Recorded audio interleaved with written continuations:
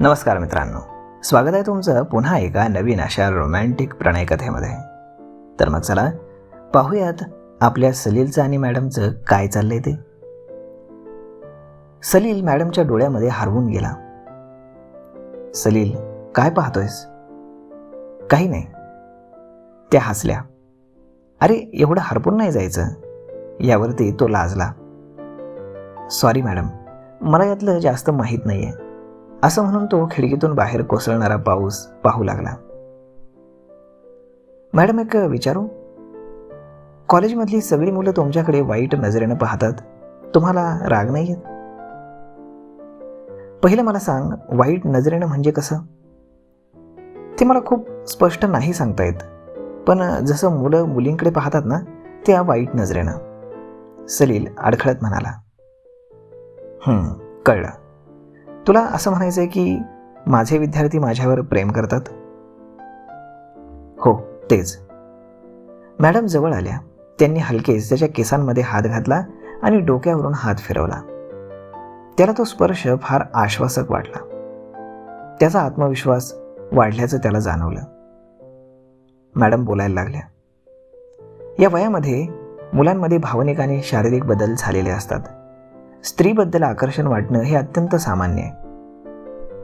मग तो उभा राहिला. यावर काय बोलावं हे त्याला सुचेना. तो मॅडमच्या आणखी जवळ गेला. आता मॅडमचा हलकेच स्पर्श त्याला जाणवू लागला.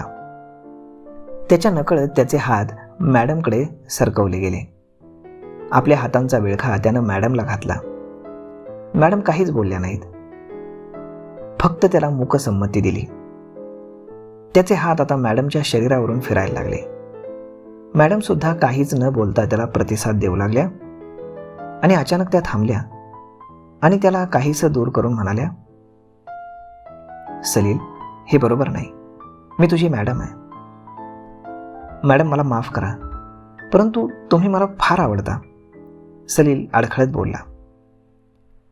आवडणं ठीक आहे रे, पण हे असं योग्य नाही वाटत.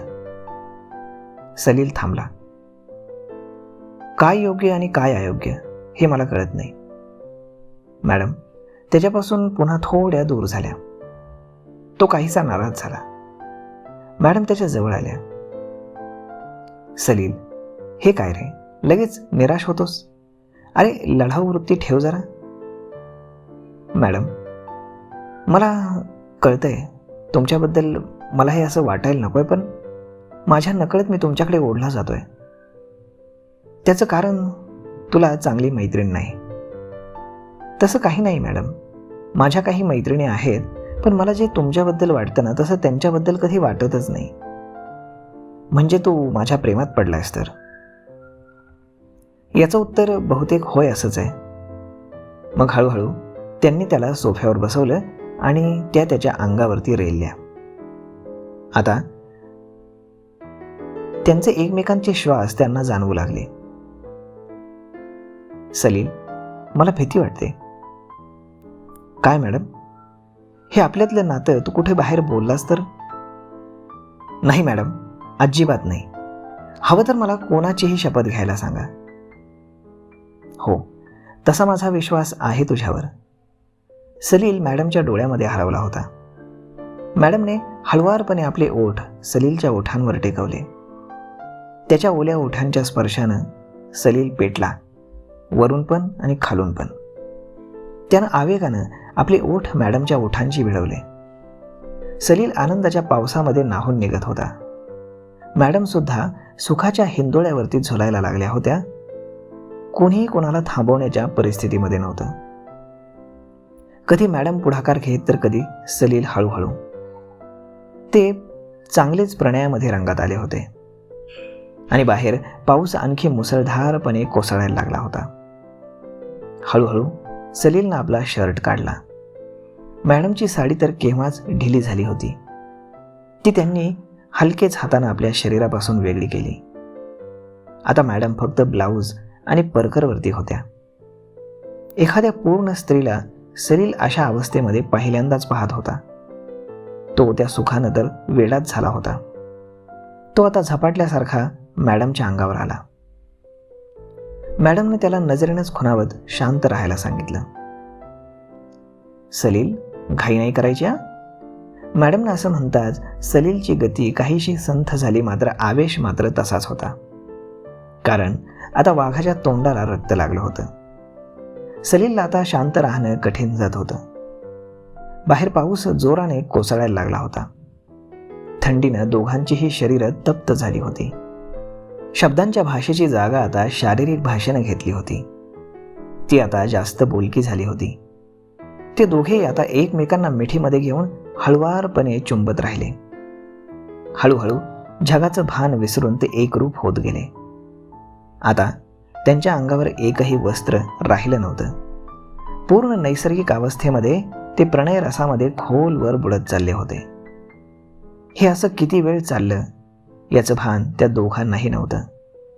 या दरम्यान पाऊस फक्त कोसळत राहिला. अनेक सरी आल्या आणि मातीला ओल्या करून गेल्या. हळूहळू पाऊस उघडला. सलील आणि मॅडम तृप्त होऊन थकून काही वेळ तशाच पडून राहिल्या. सलीलला तर झोपच लागली. थोड्या वेळानं मग मॅडमनं आवाज दिला, सलील उठ, चहा घे. सलील उठला.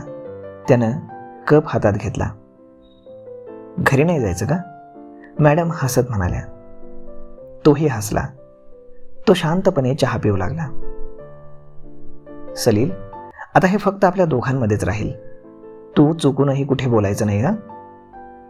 नाही मॅडम. गुड. हुशार विद्यार्थी आहेस माझा. यावरती मॅडम एक रोमॅन्टिक लुक देत हसल्या. आणि हे बघ, तू अभ्यास करायचा, यातच पागल नाही व्हायचं. हो मॅडम. तो चहा पिऊन कपडे नीट करून बॅग घेऊन निघाला. Madam, thanks. मॅडमही त्यावरती हसल्या. सलील हळूच म्हणाला, मॅडम, आता पुन्हा कधी? मॅडम त्याच्या त्या निरागसतेवरती खळखळून हसल्या. अरे, अशी सवय लावून नाही घ्यायची, कळलं का? त्यानं यावरती फक्त मान डोलावली आणि तो बाय म्हणून बाहेर पडला. तर मग मित्रांनो, आम्हाला कधी अशा मॅडम भेटल्याच नाहीत राव. साला सलील भारीच निघाला. पण मित्रांनो, स्टोरी संपली नाही. आताशी कुठे सुरू झाली आहे. अजून पुढे बरंच काय काय आहे. तर मग मित्रांनो, आजचा हा व्हिडिओ तुम्हाला कसा वाटला हे तुम्ही आम्हाला कमेंट करून सांगायला अजिबात विसरू नका. आपण भेटूयात पुढच्या एका नवीन व्हिडिओमध्ये. तोपर्यंत तुम्ही चॅनलवरती जर नवीन असाल तर चॅनलला सबस्क्राईब करायला अजिबात विसरू नका. कारण अजून ही स्टोरी बरीच लांब जाणार आहे. तर मग भेटूयात पुढच्या एका नवीन व्हिडिओमध्ये. तोपर्यंत धन्यवाद आणि काळजी घ्या स्वतःची.